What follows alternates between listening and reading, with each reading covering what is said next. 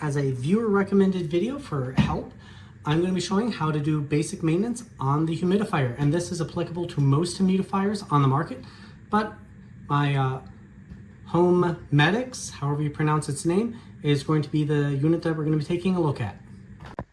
And for this one specific humidifier, the Homedics, again, I don't really know how to pronounce this name, I want to go over a couple things that are indications on it. Right now it's not plugged in, but we're going to take a look at the manual.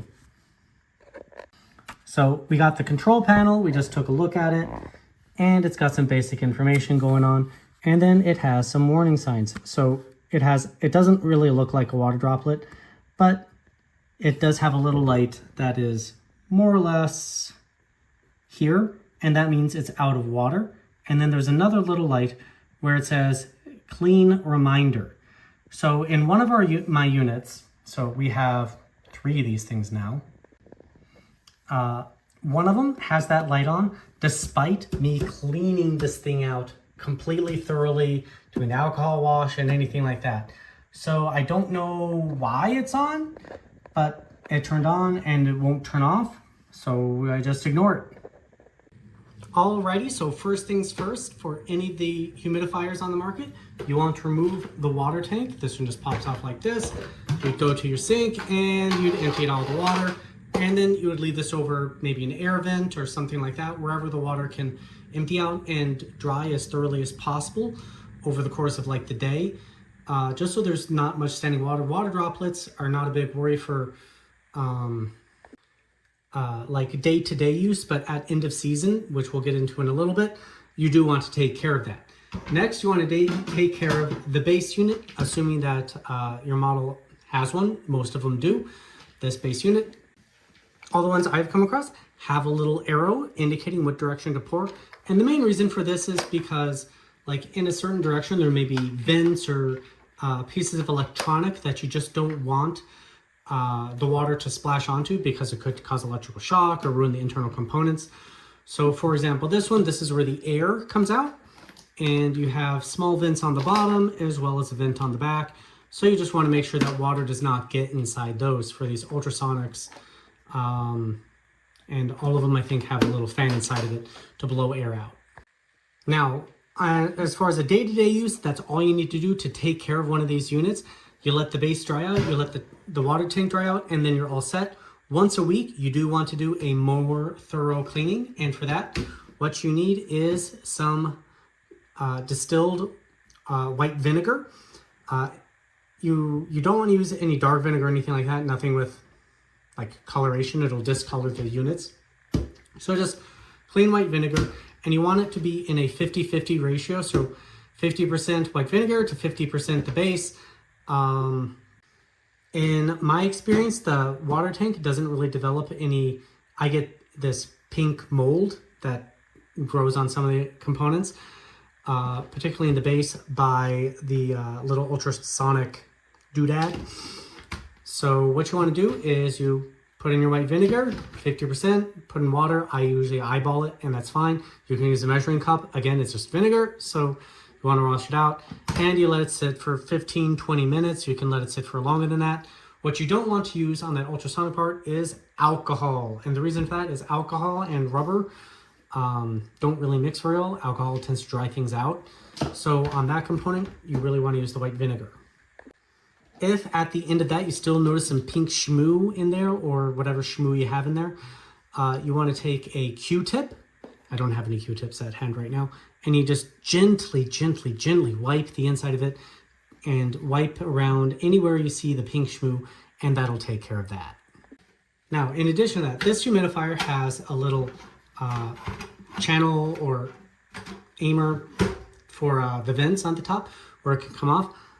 And I got pink stuff growing around in there, and you can actually see it's discolored. Well, I don't know how well it'll show up on camera, but it's discolored the inside. And I used vinegar on this. I let it soak for a couple hours, but it just didn't really take care of it. So for this one specific component, I gave it a bath in alcohol. It doesn't need to be 99%, whatever, like 99% isopropyl alcohol will do. And that killed all the pink shmoo and made it good to go. I rinsed it out, put it in, shook it around a bit, and just made sure that there was nothing on. And then at the end of the alcohol for this and the white vinegar for this, you want to rinse it out. Otherwise, the mist coming out is going to just smell like either alcohol or vinegar, and it's going to smell pretty terrible. So when that's done, make sure to rinse them out, and that'll solve those problems.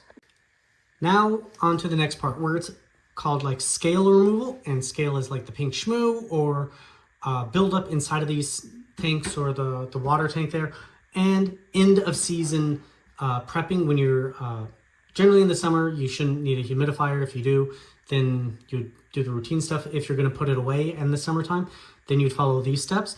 You'd empty them out, and you'd fill up this water tank with around 4 cups of water, or 950 milliliters, whatever units you prefer, of 50%, again, the vinegar, and 50% water. You swoosh it around, and you put it on. And the water from the tank will filter into the base unit, whatever style you have. Again, this is applicable for any humidifier. And so it'll be sitting in the vinegar in both components, just sitting, and you let that do that for about 15-20 minutes. You probably could do it up for up to an hour. And then you empty it out. You dump out all the vinegar from both sides. You want to pay special attention to this unit. Make sure that this gets thoroughly cleaned. If it's got the pink shmoo, the manual has recommends a Q-tip that can do the inside. But if it's built up around this turning part, if yours has one like this, then you do want to let it soak in probably alcohol, and that'll do the trick. You take the Q-tip to the inside and wherever it's hard to reach places, make sure to clean it all out. And then you give it a very quick rinse of water. Swish, swish, swish, pour it all out. Swish, swish, swish, pour it all out. And you let it thoroughly dry and you put it away. And as far as I know, there's no special way you need to store this, meaning like in a bag or in a dry place or wherever. You can just store it, wherever you store stuff for the winter, and that'll do. So again, the only extra stuff you need is white vinegar. So I actually bought a bottle just for cleaning this, and we have a bottle for cooking. And as a just in case, some isopropyl alcohol, and that's only for these movable pieces that come out. Again, you don't use the alcohol on the ultrasonic component. It doesn't play nice with the rubbers and the plastics that are used in that specific component. And as always, when cleaning out these things, be careful around the open vents so you don't get water down there. Anyways, thank you very much for watching my video on cleaning out the ultrasonic humidifiers. If you've got recommendations for more videos for me to make, please leave them in the comment sections down below. Thank you very much. Have a great day.